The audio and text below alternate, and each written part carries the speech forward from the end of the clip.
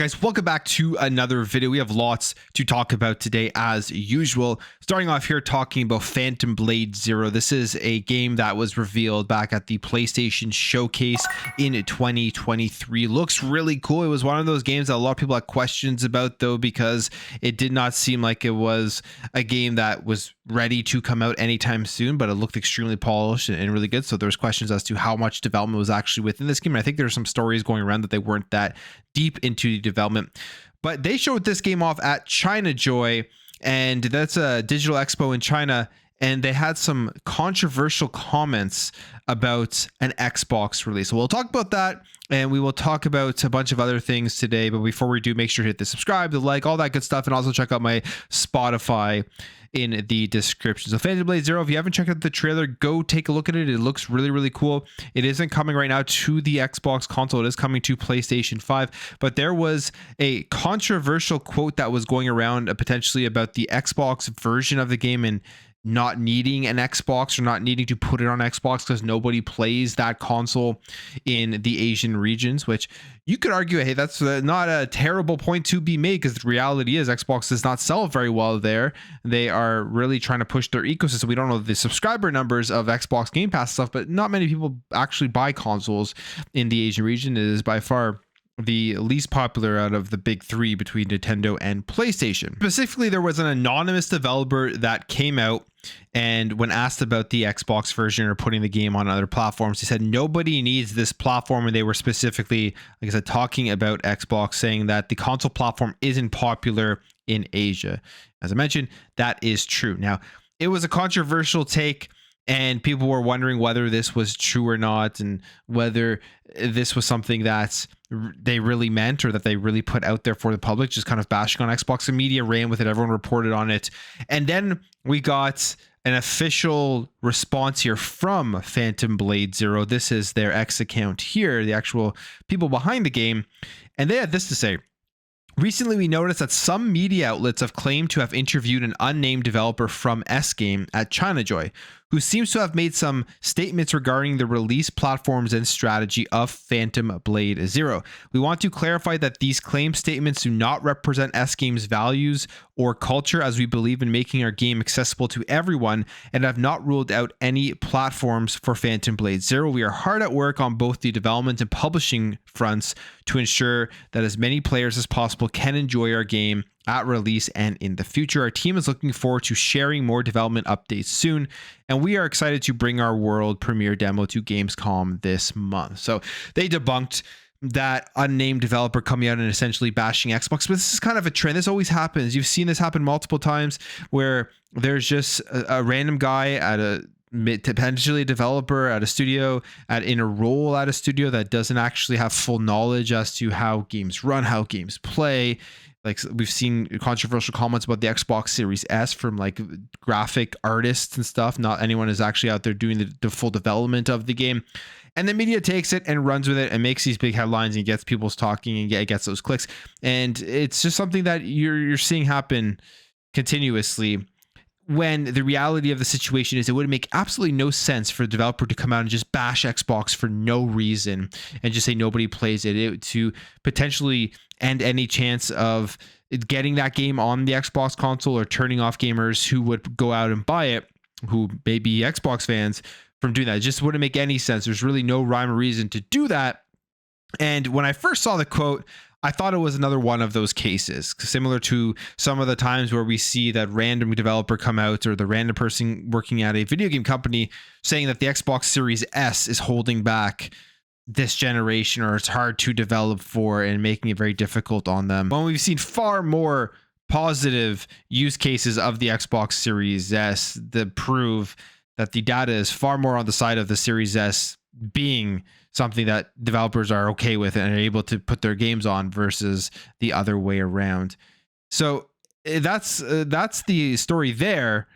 And then we also have Bucky from Palworld, the global community manager, and responding to this, saying, absolutely wild that some media outlets basically wrote, we spoke to a nameless developer at one of the largest games expos in the world, and said that Xbox bad was enough to convince so many people no recording, no pictures, no names. And again, not surprising. We see this all the time. This is like a main thing in the gaming industry, a main thing in gaming journalism. These journalists, they just publish. They don't actually care about looking at the truth of the matter. They don't actually care about putting out the sources or verifying that the person they're talking to is telling the truth. You see it happen all the time in gaming journalism. So this to me is not a very big surprising story, but it did drive a lot of clicks. It did drive a lot of people, again, talking negatively about Xbox, and it did make Phantom Blade Zero have to come out here and put out a PR statement to say that isn't what they wanted to be represented for their game. Now, will there be an Xbox version of this game? We don't know yet. We don't even know when this game is going to be coming out. I think it's targeting like a 2026 release. So this is way far off, and we'll have to wait a few more years here before we see the final product and what games it releases on. This could also be a game that somehow comes out for the next, and you never know with the way that games are going with the delays and all of that stuff. Now, we will jump over here and we will talk about some Microsoft rewards issues that are happening here with UK users. And I've seen people actually mentioning this to me, so I did want to talk about it. And this has to do with a big reduction to the weekly console bonus for the UK users. They say here that earlier this year, the rewards app was shut down on Xbox in favor of a new rewards hub. And that's kind of what they've been doing to kind of, I guess, rejig their whole rewards program. And now with the increase in prices for Game Pass, there was also some issues there where it's going to cost more, of course, to get points to redeem your Game Pass months, which some people will have to just, I guess, play some more games, or it may not even be worth it for them. They say the switchover introduced a new version of Streaks for playing on consoles, which paid out 250 Microsoft Rewards points.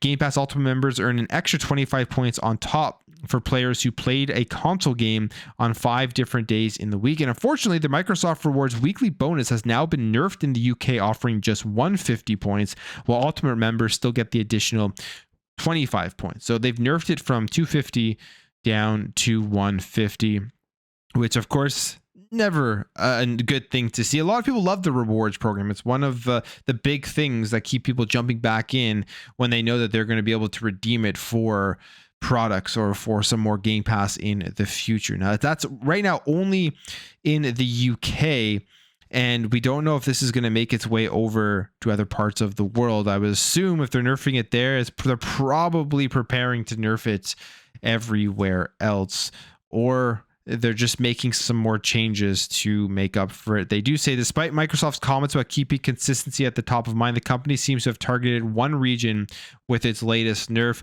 Users in the UK woke up to a new Microsoft Rewards note on the Xbox app today, which says, starting Monday, August 5th, the weekly console bonus will now reward Xbox Reward members in the United Kingdom 150 points for players that play on their Xbox consoles 5 or more days a week. So that's unfortunate. People are going to be pretty pissed off about this, especially if they were out there consistently collecting those rewards, keeping track of them, and then redeeming the rewards.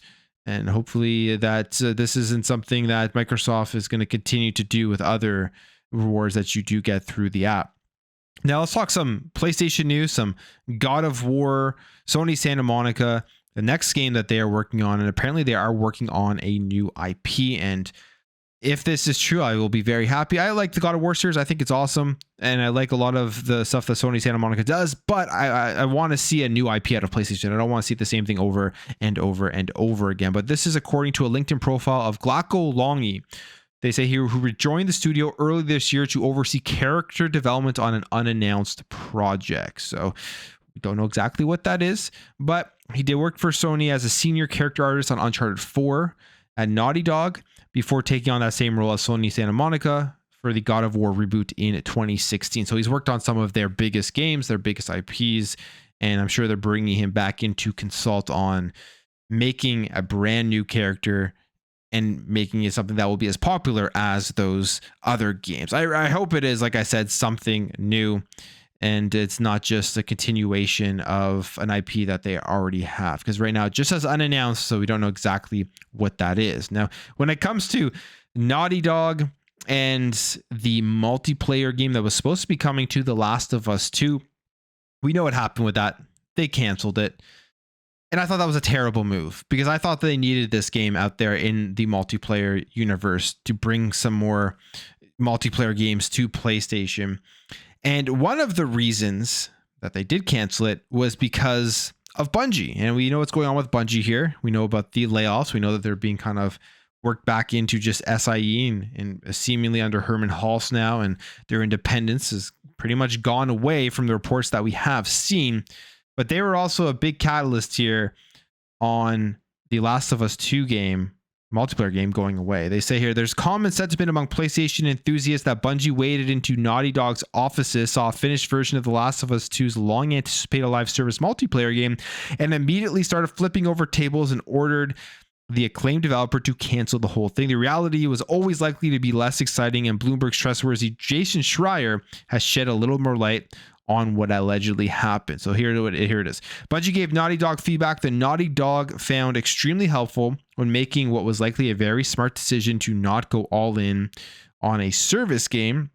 And they say people lamenting this cancellation should really look at the history of single-player studios pivoting to make service games such as Anthem, Suicide Squad, Marvel's Avengers, Redfall, and so on. So basically they went in, I mean, they've created Destiny, and Destiny has been very popular and very successful.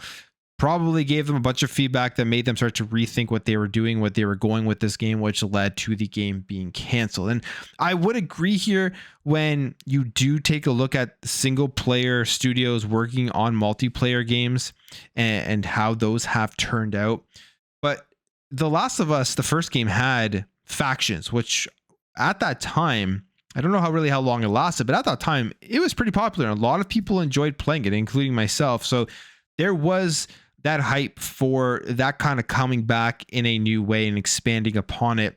And I think it would have been pretty successful, especially with how popular the IP is with the TV show and how big that got. I think it would have brought a lot of people in who maybe didn't even play the single player experience and just wanted a multiplayer game from watching the TV show. Like, there's so many things that could have went there. And I think that they do need that style of game to continue to help support the development of their huge single player experiences that are costing them like $300 million. So that was kind of odd that they did cancel it, especially with the lead up to it, all the airtime they gave it, or like the Game Awards and with Jeff Keighley and stuff. But Bungie played a role in it, and that would have been after that acquisition of that $3.6 billion for Bungie that PlayStation did make. Now, this is a pretty cool story here. I hope this is true. And I'm sure a lot of people hope this is true. It is just a rumor at this point, but it is that Valve has been making a Half-Life game since 2021, and it could be Project White Sand. So where this is coming from is Tyler McVicker, and previously known as the Valve News Network, saying, going on record here, that McVicker does not have insider information in the company. And as far as we know, McVicker has never disputed that and has been open that what he finds out about Valve's games comes from data mining. And he says here that in his latest video, Tyler says that he knew about Valve making a new Half-Life game from some time now. He had been tracking data with the tags 8LX and explained that this tag started coming up after Valve announced Half-Life Alyx before it was released sometime in 2021, which is actually, from everything I've heard, which I'm going to hopefully be playing it soon now that PSVR 2 is on PC, a phenomenal Half-Life game. And I'm hearing it's also looking even better with the OLED screens in the PSVR 2 headset when you do connect it to the PC. So I'm pretty excited to try that out. But he goes on here and says Tyler believes that this unannounced Half-Life game is fully fledged, perhaps suggesting that it is at least 8 hours long or longer, and that it isn't a VR title. And he puts it that something that's too good to be true. So there could be another Half-Life game in the works, a full game adding on to the series. And I think a lot of people would love that. To me, I don't know why they wouldn't do it. It seems like kind of a no-brainer. It would sell like crazy. Everyone would be playing it and talking about it. So I would be surprised if we don't get one sometime soon, or at least an announcement for one sometime soon.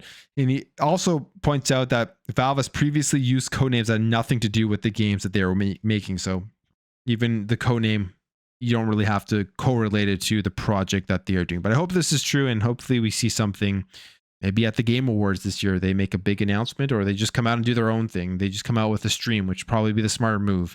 Not have to pay those huge fees for Jeff Keighley's gaming shows. All right, let's jump here. Let's talk about Suda 51, Shadows of the Damned. They are bringing the remaster out for this game. If you haven't played it, it is very cool. I have it on the Xbox 360. Very quirky, some crazy guns and some stories in here. It's just a wild game. And best part of it is fun. And it looks like that they may make some more games if this remaster does sell well, if there's enough demand for it. This is from Grasshopper Manufacture, the studio behind the game. And they say here that the company has moved on from No More Heroes entirely following the third game's release back in 2021, but there's a bunch of other games that they do. For example, they're releasing the remaster of Shadows of the Dam. And if you want to see more Shadows of the Dam, there is good news. Suda51 recently sat down an interview with Gematsu where he asked about the possibility of more games in this series coming, and Suda51 responded by saying that if the remaster sells well enough, and it seems like enough people really want it, then some sort of continuation of the series would absolutely be something we would at least consider working on in the future. It's all going to turn out depending on the sales. And they're releasing a collector's edition. This is a pretty niche, popular game. I think once people start seeing like gameplay online and stuff, there will be more interest in it. But it'll be interesting to see how many sales they actually have to sell to be able to get the green light to make another game in it. I mean, this is remastered. The development costs probably aren't that high on it, so it probably isn't an insane amount. They're just looking probably for that initial amount of cash to be able to take that for development into their next game. And to end things off, we just have a couple more quick things here. If you haven't heard, Capcom, they shadow drop a bunch of Monster Hunter Wilds gameplay trailers going over tons of things within the game itself, the basic mechanics overviews, I guess, for people who are new to the series and want to check it out. I'm kind of new to it. I've played some of the older ones, but just, I would say, not enough to be a veteran at this game. And Wild is looking pretty cool. They released another trailer here with the new focus mode, which is pretty interesting. It brings up a reticule and it allows you to aim your weapons and everything better. Also, in this focus mode trailer, they talked about the wounding of the monsters, which I thought was a pretty cool feature that they're adding here. And it says if players keep damaging specific parts of a monster's body, it will create wounds on them, and that will cause extra damage to the enemy if the player manages to hit them. And focus mode can synergize with the wounding mechanic because when activated, focus mode can highlight wounds on a monster's body so a player can identify them more easily. So that's a new mechanic here that I think will make the game pretty fun. Then they also have another trailer here going over the Great Sword, which is obviously one of the weapon types within the game. So just a random drop here of Monster Hunter Wilds gameplay, Monster Hunter Wilds explanations and mechanics. Go check those out if you're interested. There's also a 5-minute trailer here for a game I'm very excited about, which is Legend of Zelda Echoes of the Wisdom trailer, going over the different things within the game, the different mechanics, the smoothie shop, which allows you to create drinks that give you different effects, the binding ability, the reverse bond, which is basically attaching objects to themselves and then following a certain set of movements to get through the level. Game looks phenomenal. This is a major game coming out from Nintendo on September 26th. Just another huge game in the fall lineup. We got the Star Wars Outlaws DLC roadmap, which is a game coming out at the end of the month. We've gotten the previews, and a lot of the previews have been good. And there's been some bad ones, so I guess you could say it's mixed. But overall, I'm hearing that the world itself is nice, and Massive does some good stuff with their open worlds. But here is the season pass launch day. You're getting the exclusive mission and character pack, and I still don't know why they lock missions behind a season pass. Like, I think that's ridiculous. But then if you wait till fall 2024, story pack 1 is coming. Star Wars Outlaws Wildcard will be the story pack with some more cosmetic bundles, and then spring 2025 story pack 2, Star Wars Outlaws A Pirate's Fortune, will also be coming out. There's going to be a lot of content in this game, as there always is with Ubisoft games. And finally, it looks like Expeditions, a Mud Runner game, is coming to Xbox Game Pass. This is via Ecstasies, who has leaked some previous Game Pass games that are coming. And it says here that this should come to the library sometime during August 2024. So if you're a fan of these games, looks like this one is also coming to Xbox Game Pass. But I'm going to end the video there, guys. If you did enjoy this video, hit that thumbs up. If you are new here, hit that subscribe, and I will catch you guys in the next video.